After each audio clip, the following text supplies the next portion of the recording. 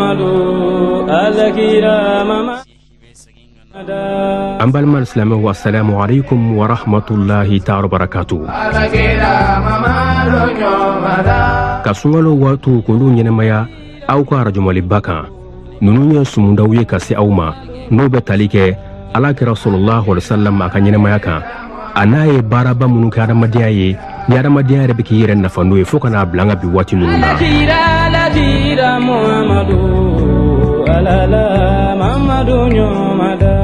sumunda ninnu olu bɛ se aw ma an balimakɛ Alhaji Suleman Yusuf Tarawele fɛ an k'ale lamɛn ni sumunda ninnu na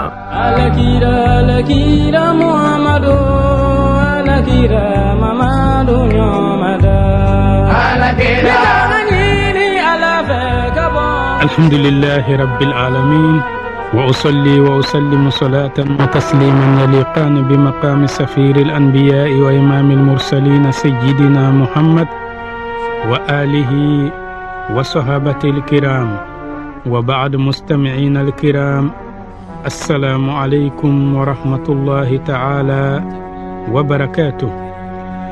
الحمد لله رب العالمين أم الله تعالى تندو كبركة كوالي نماندو أنسكو دمجرلا وكفي أم بانك الفا ومسابينا سبلا أتك الفتين وكفي أم سولي كتدو نفس منتقى نوي محمد صلوات ربي وسلامه عليه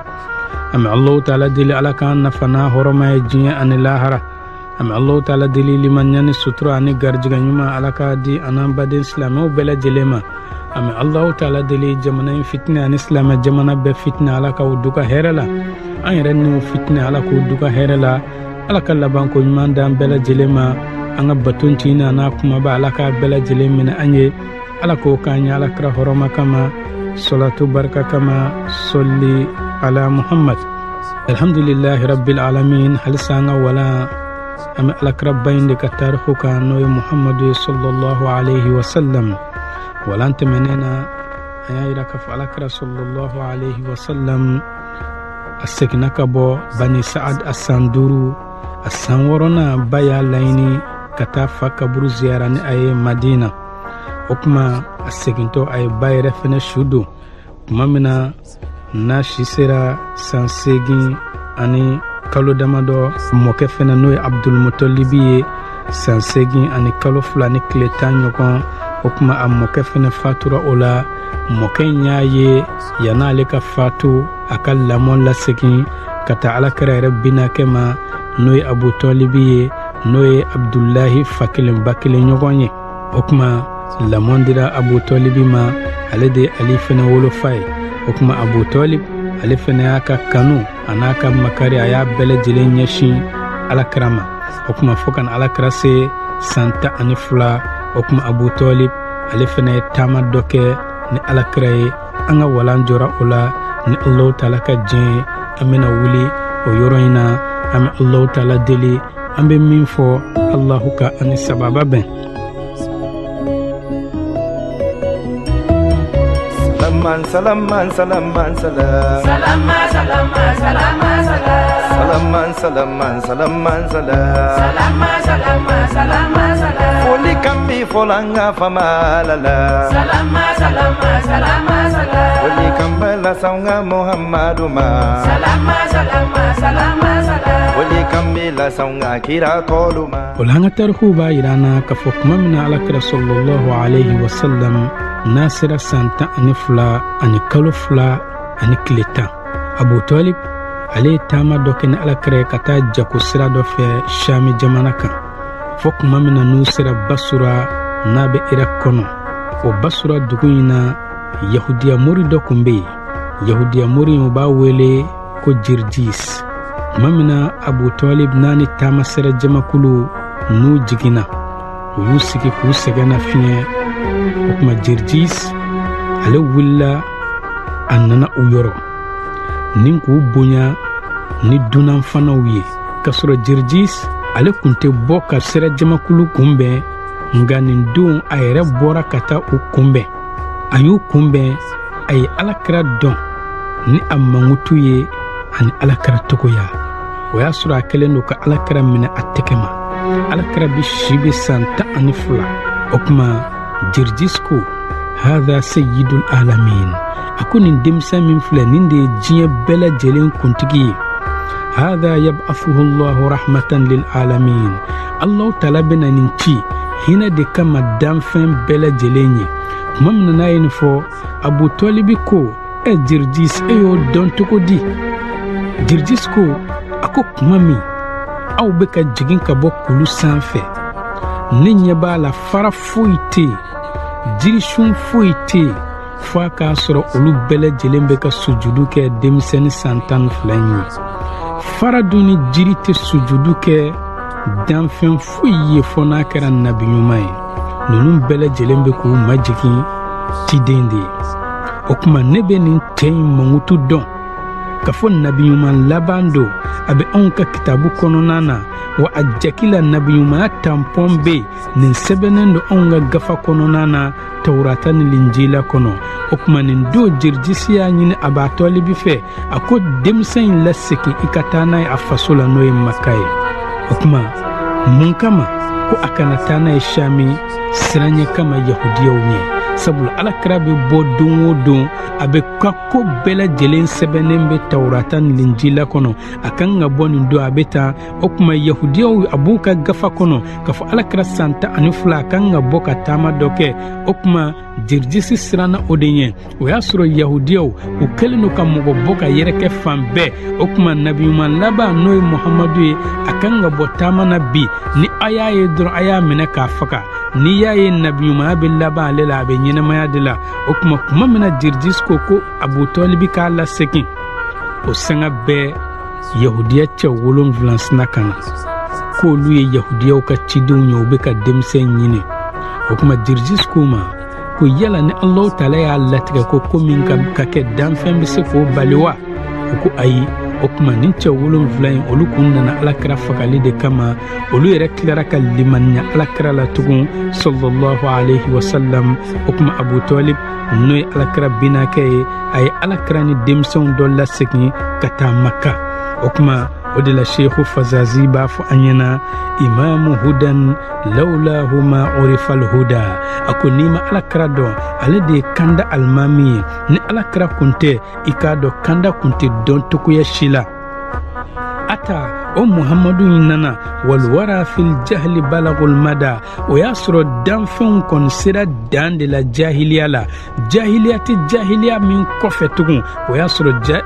danfɛnw sera o dan de la faraddahum bil ilmi an subuli rada o tuma Alakira ye danfɛnw lasegin ni dɔnni hakika ye ni ka bɔ halaki siraw kan rahibu fina il fadli wal adli wan nada a i k'a dɔn Alakira ka fasamantiya du o de yiriwalen don Alakira ka ladiriya du o de yiriwalen don Alakira ka funiseriya du o de yiriwalen don aliyu manaril qadri wal fakhri wal dhikri i k'a dɔn Alakira a ka jɔyɔrɔ o drapeau i k'a dɔn o de kɔrɔtalen don Alakira ka waso drapeau o de kɔrɔtalen don Alakira kosumali n'o y'a tɔgɔ fɔli ye i k'a dɔn o drapeau o de kɔrɔtalen don bangina dinetigi bangina kuranetigi bangina Muhammadu bangina norotigi bangina kundotigi bangina ciden belebelen sallallahu alaihi wasallam tuma min na si sera san 15 o tuma kɛlɛ dɔ kɛra Quraishiw ani Bani Ailan olu ni ɲɔgɔn cɛ o bɛ kɛlɛ in wele ko harbul fujjar o kɛlɛ kɛnɛ in kan Alakira kun bɛ yen o y'a sɔrɔ Alakira si bɛ san 15 o tuma ale de kun bɛ kalabiɲɛw labɛn ni ka o di a binakɛw ma u bɛ se k'u bon cogo min na o de la Fazazi b'a fɔ an ɲɛna darabna bihil yafuha min kulli mulhidin i k'a dɔn anw ye gosili kɛ ŋunaw na ni Alakira sababu ye banbanci kelen-kelen bɛɛ lajɛlen ŋuna falaza yaqulul haqqa o banbanci ninnu i k'a dɔn u seginna u bɛ ka tiɲɛ kumakan fɔ ba'da tamarrudi kana gɛlɛya kɔfɛ wa qulna iftikharan haqqan minhu bi awhadi a anw kɔni ko ni waso kumakan ye a kɛra wajibi ye anw kan an ka waso ni nabi ɲuman ye min ni o ye nabi ɲuman dan kelen ye hajajna bitafdili nabiyyi muhammadi a ikadon an ko ne daluya kenemanw di min yagala bɔra bɛɛ lajɛlen ka daluya kan ka fɔ alakira de ka fisa ka tɛmɛ ala ka danfɛn bɛɛ lajɛlen kan wa sɔfu laysa mina safihi ikadon kulu sanfɛla ani kulu dugumana a ko nunu tɛ kelen ye dɛ o kuma alakira b'i komi kulu sanfɛlan de anwarul muhammadiya b'a yira ana ako kuma mina alakira sallallahu alaihi wasallam n'a si sera san 20 ibnu abbas b'a lakale ko alakira ni abubakar ye taama dɔ kɛ ɲɔgɔn fɛ o y'a sɔrɔ alakira si bɛ san 20 abubakar si bɛ san 18 o kuma alakira ni abubakar san 2 de bɛ u ni ɲɔgɔn cɛ nka u fila bɔra u bɛ ka taa jako la ka ɲɛsinnen don sami jamana kan o kuma u taamana f'u taara sigi jirisun dɔ sumakɔrɔ alakira sigira o jirisun in na abubakar tɛmɛna jirisun u b'a fɔ a ma ntɔnbɔnɔ sun abubakar ma sigi abubakar tɛmɛna ka taa yahudiya mori dɔ yɔrɔ a bɛ ka o ɲininka ko dɔ la u b'a fɔ o yahudiya mori ma ko bahira kuma min na ni abubakar sera yahudiya mori ma i k'a dɔn yahudiya mori ko abubakar ma a ko yala cɛ jumɛn de sigilen filɛ nin jiri in suma na abubakar ko n'i ma nin cɛ in dɔn nin de ye muhamadu ye min ye abdulahi ka yatimɛden ye min ye abdulmutalibi den ye o kuma nin yɔrɔ in de la bahira ko a ko hadha wallahi nabiyun a ko n kalela ala la nin cɛ min sigilen filɛ jiri in suma na nin ye nin manto in nabi ɲuman de ye mastadalla tahta dhilliha ba'da isa illa muhammadun sallallahu alaihi wasallam a ko maa si ma sigi nin jirisu in suma na isa kɔfɛ ko fɔna kɛra muhamadu ye allahu taala ka kisi ani nɛɛma caman bɛ o cɛba in kan o de la alakira sallallahu alaihi wasallam kuma min na ni nin fɔra abubakar ye kabini o yɔrɔ la alakira ka cidenya tiɲɛtigiyali nana abubakar dusukun na kuma min na alakira cira yɔrɔ min dɔrɔn abubakar tugura kɔ o de la danfɛn ni abubakar tɛ se ka sanga alakira ko sallallahu alaihi wasallam ma tala'ati shamsu tile ma deli ka yenge ka bɔ kɔrɔn fɛ wala gharabat tile ma deli ka bin tilebi fɛ ka fɔ k'a jɔra danfɛn dɔ kan cidenw ni nabiyumanw kɔfɛ min ka fisa ni abubakar ye o de la e ni ne ani danfɛn tɔw ani abubakar tɛ se ka sanga koyi abubakar limaniyara ka sɔrɔ nabiyumanya nali tɔ ye san 20 ye ni ka sɔrɔ e dun limaniyara cidenya sabatilen kɔfɛ walima e samana ka e bɔ josɔn na e samana ka e bɔ dɔlɔmin na e samana ka e bɔ jɛnɛya la ni ka na e latuubi e bɛ tila k'a fɔ k'e b'i ni abubakar bila balansi kelen kɔnɔ cɛ min n'a limaniyara ka sɔrɔ nabiyumanya tɔ ye san 20. Ama bɛ kira kɔmɛ olu ma kira dɔn wa ne bɛna kira de fɔ. Ala kira. Ko kira b'a jɔlen ko kira b'a sigilen i ma dɔn o de ka ɲi. abubakar radiyallahu anhu a ka ɲɛnamaya kɔnɔ a ma sujudu bɛ boli ye fo siɲɛ dɔ la a fa ye boli sanga na di a ma abubakar ye boli in minɛ a y'a bila so kɔnɔ sanga kɛlen a nana boli in yɔrɔ a ko boli ma ko kɔngɔ bɛ ale la boli m'a jaabi jiri lɛsɛlen bɛ se ka maa jaabi wa fara lɛsɛlen bɛ se ka maa jaabi wa ka finikolon meleke jiri kurunin na o bɛ se ka maa jaabi wa o tuma sanga kɔfɛ abubakar ko tugun ko kɔngɔ bɛ na boli in m'a jaabi abubakar ye boli in ta k'a kari-kari a ko maa min tɛ se k'a ka jɔn ladumuni ale mako tɛ o la o tuma o abubakar i k'a dɔn ale limaniyara alakira la ka alakira tiɲɛtigiya ni nin yahudiya mori in ka kuma ye ka sɔrɔ cidenya tɔ ye san 20 o y'a sɔrɔ alakira bɛ san 20 ale yɛrɛ bɛ san 18 o de la sheikhu fazazi ko muhammadun ahada maqalatan wa hujja a ko n'i ma muhamadu dɔn ale de kanda tɛmɛnen don kumakan na wa ale de ka kanda tɛmɛnen don daluya la n'a ye daluya d'i ma i k'a dɔn wulibali don mubinul huda i k'a dɔn muhamadu ale de ye kanda faranfasiyaba ye ale de ye kanda bangebaa ye maa jumɛnw ye maa minnu b'a fɛ ka don kanda siraba kan wa asdaqu man yamshi ala al-ardi lahja maa ma deli ka kuma kan dɔ la dugumakolo kɔ kan ko e ye tiɲɛtigi ye ka tɛmɛ muhamadu kan o ma kɛ wa o tɛna kɛ bihi hutima silku nabiyina ba'ja i k'a dɔn alakira ale kɔni kɛra ka nabiyumanw ton 5 de dafa ni jolimandiya ye lahul qurbu i k'a dɔn ala masurunya kɔni bɛ alakira ye min dunil wara ka sɔrɔ a ma kɛ danfɛn tɔw ye koyi walahul hubbu wa Allahu taala ka kanu i k'a dɔn a bɛɛ lajɛlen ɲɛsinnen don Muhamad de ma sallallahu alayhi wa sallam. O de la mawahibul laduniya b'a yira an na a ko nin taama in kɔfɛ alakira sallallahu alayhi wa sallam tuma min na n'a si sera san 25 alakira a ye taama dɔ fɛnɛ kɛ o la tugun. O kuma nin b'a yira an na k'a fɔ alakira sallallahu alayhi wa sallam a ye taama kɛ siɲɛ 3 ɲɔgɔn. A san 12 ye taama kɛ ani Abu Talibi bɔra ɲɔgɔn fɛ o la. A san 20 ye taama kɛ ani Abubakar kun bɛ ɲɔgɔn fɛ o la. A san 25 fana ye taama kɛ ani Khadija ka denmisɛn dɔ kun bɛ ɲɔgɔn fɛ o taama in na. Nka taama in bɛɛ bɛ kɛ jago sira de fɛ. Khadija ka denmisɛn a kun bɛ fɔ o ma Meisara. O kuma alakira ni Meisara i k'a dɔn u ye taama kɛ ɲɔgɔn fɛ. N'o ye Khadijatu ka denmisɛn dɔ ye min ye Khuwailidu denmuso ye n'o ye Asadu den ye. O kuma alakira ni Meisara bɔra jako la Khadija ka nafolo la f'u taara se Basura sugu la. O kɛra ka bɛn Zulhijja kalo ma n'an b'a fɔ a ma seliba kalo. O kuma alakira jiginna jirisun dɔ suma na. O y'a sɔrɔ Yahudiya mori dɔ bɛ yen a bɛ fɔ o ma Nustur Rahib. Nustur ale ye alakira ye o jirisun in suma na yɔrɔ min. Ale ko maa si ma jigin nin jiri in suma kɔrɔ Isa kɔfɛ ko fɔ n'a kɛra nabi ɲuman ye. O kuma siga t'a la nin cɛ min filɛ jiri in suma na nabi ɲuman de don. Sabula kabini Isa bɔra nin jiri in kɔrɔ o kuma a bɛ gafaw la ko maa si tɛ se ka sigi a kɔrɔ tugun fɔ n'a kɛra nabi ɲuman ye. O kuma Muhamad nana ale de sigira a kɔrɔ. O kuma Meisara tuma min na n'u bɛ taama sira fɛ tile bilen kɔrɔ ale kun b'a ye kabasen bɛ ka taama alakira nɔfɛ ni ka alakira suma don ka sɔrɔ a ma kɛ ni taama cɛ tɔw ye. O de la Busiri ko an ma Hamziya kɔnɔna na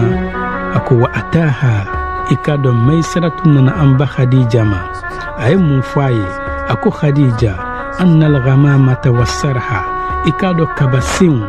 ani jiriw adhollatuhu minhuma afiya'u nunu fila bɛ ka alakira suma do o sumaw la. An bɛ ka taa tile ka farin kabasen bɛ ka taama alakira kunna. O kɔfɛ n'an surunna jiri min na jiri in b'a suli k'a suma da alakira kan. O ko ale kun bɛ ka nin ye.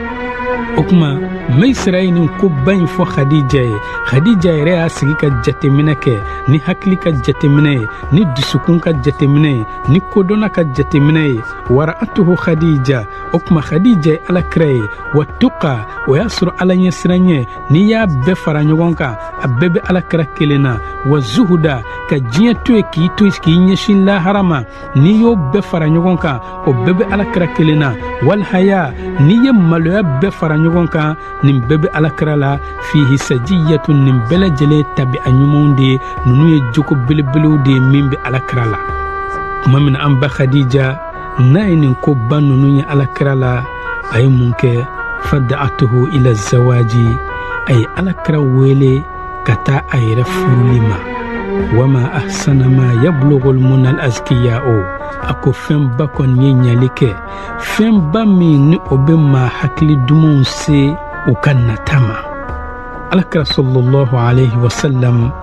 a ye Khadija furu nin taama in kɔfɛ ni kalo 2 ani tile 25.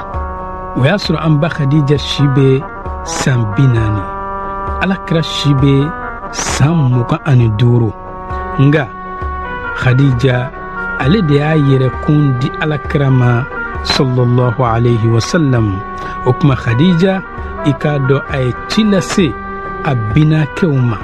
Tuma min na Khadija y'a yɛrɛ kun di alakira ma i k'a dɔn alakira ye ci lase a binakɛw ma. Nin don alakira binakɛw bɔra. Hamza yɛrɛ fana bɔra ka fara alakira binakɛw kan nin don fo u taara don Khuwailidu kan min ye Khadija wolofa ye n'o ye Asadu denkɛ ye. O kuma u ye Khadijatu ɲini alakira ye. O kuma Khuwailid a y'a yira ka fɔ tiɲɛ yɛrɛ la alakira bɛ mɔgɔ furu ɲɔgɔn bɔ. O kuma a sɔnna a y'a denmuso di Muhamadu ma sallallahu alayhi wa sallam.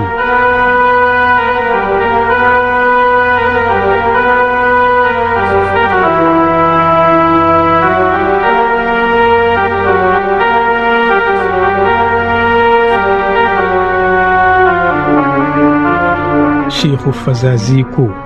arafna bihi ikado an kon ye doni kani Muhammadu sababu de ye anna abidu mashi'atin kafu an ya Allah ta'ala ka janye jon de ye ay ala ja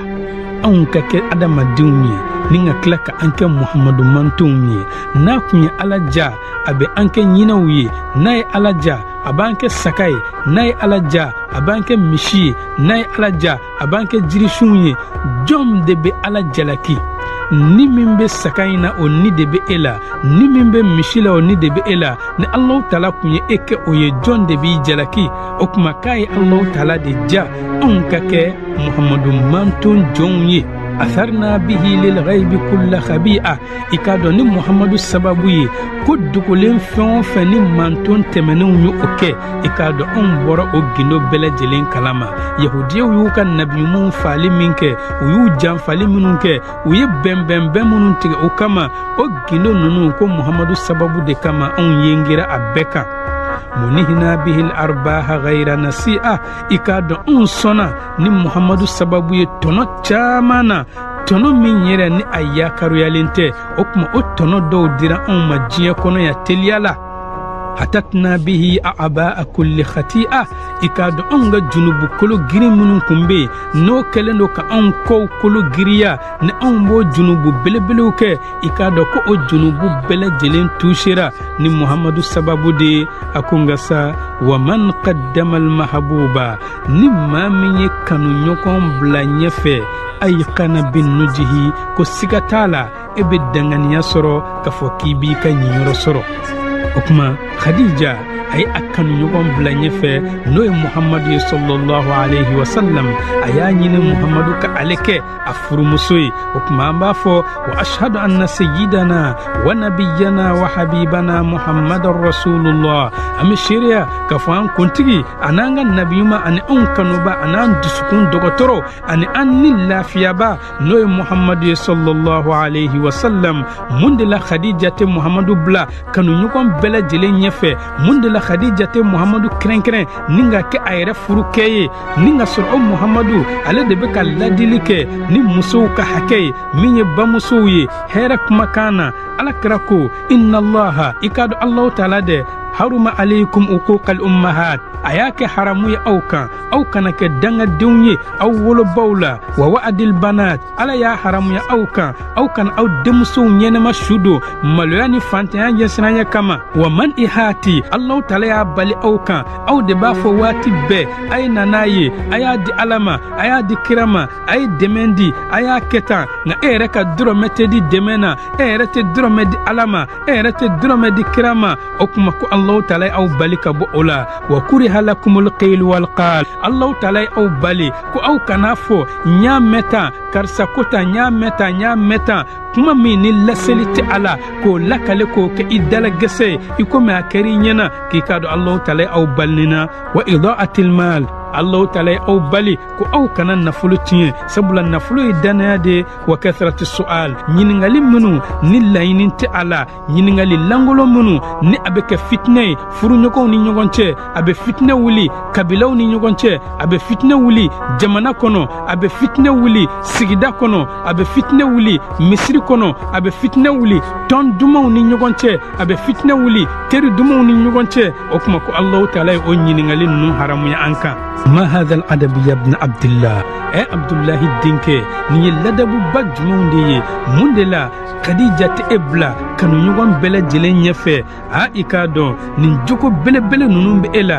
يا أدام ديا كرمكو لا بلا بلا نوي محمد صلى الله عليه وسلم مندلا خديجة إبلا كانوا يوغن بلا جلين يفي نيغا سورو الله تعالى أنفا آدم دانتوكو دي محمد ما نيغا شيسا كدوني دي محمد ما كنوهن كتفارنيا دي محمد ما كإبراهيم كالا تريا دي محمد ما كإسحاق كجين دي محمد ما ka sɔlihu ka nengun faranfasiya di muhamadu ma ka lutu ka kodɔn di muhamadu ma yakuba ka nisɔndiya n'a denkɛ yeli n'o ye yusufu ye a y'o nisɔndiya di muhamadu ma musa ka kɛlɛcɛ gɛlɛya a y'o di muhamadu ma ayuba ka sabali a y'o di muhamadu ma yunusa ka alabato a y'o di muhamadu ma yushaw ka jihadu a y'o di muhamadu ma dawuda ka kandiya a y'o di muhamadu ma daniyali ka kanu a y'o di muhamadu ma iliyasa ka bonya n'a ka sabati a y'o di muhamadu ma yahaya sɔn minɛli ka bɔ ala kota ma a y'o di muhamadu ma isa ɲɛsini lahara ma ni ka mako bɔ diɲɛ na a y'o di muhamadu ma ni ka sɔrɔ ka muhamadu ta k'e kunu nabiyumanw jogo dana ka bɔ kɔɲɛ min na o kuma mun de la khadija tɛ e bila ka ni ɲɔgɔn bɛɛ lajɛlen ɲɛfɛ ya silamɛw dajuru samaba la belebele e de ko an ma haruma aleikum uquqal ummahat a kɛra haramu ye aw kan aw kana kɛ dangadenw ye aw wolobaw la wa wa'adil banat a kɛra haramu ye aw kan aw kana aw denmusow ɲɛnɛma su don wa man ihati a haramuyara aw kan a ye nana aw ta ye e yɛrɛ ta tɛ di ko o tɛ bɛn aw ka hakɛ la kuriha lakumul qil wal qal u y'a fɔta a mɛnna tan ko o kɔnɔ aw ye kuma minnu ni hɛrɛ tɛ a la ani ɲiningali langolo minnu n'a bɛ kɛ fitinɛ silamɛw ni ɲɔgɔn cɛ kabilaw ni ɲɔgɔn cɛ ani nafolo tiɲɛ sabula nafolo ye danaya de ye o kuma nin bɛɛ lajɛlen muhamadu jogobaw de ye mun de la khadija tɛ muhamadu bila kanu ɲɔgɔn bɛɛ lajɛlen ɲɛfɛ ya allahu taala kanuba kayfa tarqa ruqiyakal anbiya'u cogo jumɛn nabiyumanw jɔyɔrɔ bɛ se ka kɔrɔta muhamadu jɔyɔrɔ sanfɛ ya sama'an muhamadu de sankaba ye kɔrɔta la mata walata sama'u sankaba tɛ sankaba min sanfɛ innama mathalu sifatika linnasi i k'a dɔn cidenw ani nabiyumanw u ye muhamadu misaliya de mangutu adamadenw ye kɛma mathala nujumal ma'u i komi dolo jibe ale mangutu togo min anta misbahu kulli fadlin i k'a dɔn muhamadu e de ye fasamantiya bɛɛ lajɛlen fitinɛ yelen ye fama tasduru illa an daw'ikal adwa'u yelen tɛ bɔ yɔrɔ si fo a k'a sɔrɔ o bɔra muhamadu nɔrɔ de la o de la o ciden belebele mun de la khadija tɛ alakira bila kanuba bɛɛ lajɛlen ɲɛfɛ ni ka sɔrɔ alakira ko an ma a cilen kɔfɛ almarifatu ra'su mali ka alako ɲɛɲini ni k'a dɔn o de ye ne muhamadu ka nafolokun ye wal aqlu hakili ɲuman n'o ye hakili min bɛ baara kɛ ni tiɲɛ ye a bɛ kalo ni namara dɔn ka bɔ ɲɔgɔn na aslu dini o de ye ne muhamadu ka diinɛ laseli ye wal hubbu i k'a dɔn ala kanu asasi o de ye ne muhamadu ka sipasuma ye ala negeminɛ o de ye ne muhamadu ka yɛlɛngafɛn ye allahu taala kosumali su ani tile sɔgɔma ani wula o de ye ne muhamadu ɲɛnafinbɔbaa ye wa ka da ala la o de ye ne muhamadu ka damandiŋɛ ye ka fujunu diɲɛ a n'a wowawokow kɔrɔ o de ye ne muhamadu jɛɲɔgɔn ye dɔnni hakika o de ye ne muhamadu ka kɛlɛminɛ ye ka sabali diɲɛ masibakow n'a tɔɔrɔkow kɔrɔ o de ye ne muhamadu ka birifini ye ka diɲɛ sɔnfɛn fitini a n'a kumaba la i k'a dɔn o de ye ne muhamadu ka ganima ye ne mako ka jɔ ala la waati bɛɛ kuma bɛɛ ne ye fantan ye ka taa ala ma o de ye ne muhamadu wasofɛn ye ka ɲɛsin lahara ma ni ka diɲɛ to ye o de ye ne muhamadu ka metiye wa ala danganiya o de ye ne muhamadu fanga ye tiɲɛ fɔ o de ye ne muhamadu ka soronnalidonfɛn ye wa allahu taala batoli o de ye ne muhamadu danbe ye jihadu o de ye ne muhamadu jogo ye wa ne muhamadu ɲɛnafilɛli sewa kɛra seli de la o kuma muhamad i k'a dɔn dabama de y'i wele k'a fɔ k'i ka ko bɛɛ ka ɲi a tilara ka i wele ni ka i gɛrɛ a yɛrɛkun na ni ka i sɔn sɔnfɛn na danfɛn tɛ togoya dɔ sɔnfɛn min na kayfa la tuqaddimuhu khadija mun de la khadija tɛ alakira bila kanu ɲɔgɔn bɛɛ lajɛlen ɲɛfɛ antal haqqu i k'a dɔn muhamadu de tiɲɛ ye wa anta ishraqul huda kanda fitinɛ yelen o bɛ bɔ muhamadu de la walakal kitabu allahu taala ye kitabu dɔ di ma n'o ye kuranɛba in ye al khalidu sofahati min kɔnɔ kumaw ni o duminen don a bɛ kalan fo ka taa se diɲɛ wuli ma an alhaqu anta i k'a dɔn muhamadu de ye tiɲɛ ye man yaqsidi dunya bi ghayrika maa o maa ni o ye diɲɛ ɲini walima o ye lahara ɲini ka sɔrɔ a ma kɛ ni muhamadu ka sira ye yalqaha tiha i k'a dɔn diɲɛ b'o tigilama kunbɛ ɲɔgɔnya ni yaada de ye ani jawiliw ani filibantiya dibiw i k'a dɔn e tɛ bɔ i ka kunnasiri la waati si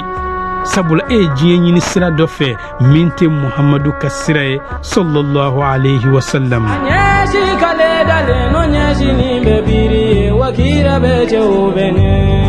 ala kira ɲɛkisɛ kuma misali ya gonina wane beno nyefawede ya lameli jamakulu nahnu jami'an an bela jele anine ani ale an bela jelen welelendo furusiri kena do de kan o jonka furusiri ye zifafu sadiq tiɲɛtigi ka furusiri al amin min ye danaya mɔgɔ ye a bena muso jumɛn furusiri al afifa muso min n'ale kɛlen do k'a yɛrɛ sɔn minɛ a tɛ jɛnɛya dɔn kɛ fɛn ye a tɔhira muso min ka sanu a yɛrɛkun na yala lamɛli jamakulu eske tiɲɛtigi be min ye danaya mɔgɔ ye ka sɔrɔ muhamad tɛ la abadan o tɛ eske muso be min ka sanu a yɛrɛkun na n'a b'a yɛrɛ minɛ a tɛ jɛnɛya dɔ kɛ fɛn ye ka sɔrɔ khadija tɛ la o tɛ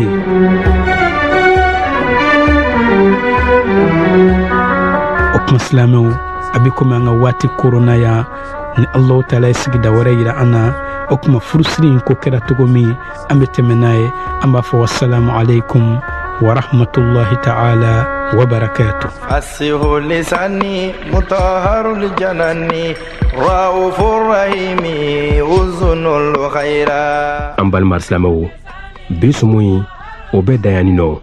min sera ma ka bɔ an balimakɛ Sulemani Sufu Tarawele fɛ a yɛrɛ ka telefɔni sira o ye 66 83 43 06 75 16 31 69 nin baara ninnu labɛnna ka se aw ma ORTM tɔgɔ la a balimaw fɛ Tamba Tarawele, Ibrahima Ture, Lasana Jabate, Seku Keita ani Musa Babasila. Aw k'an bɛn sini sumunda wɛrɛ la. Wassalamu alaikum wa rahmatullahi ta'ala wa barakatuh.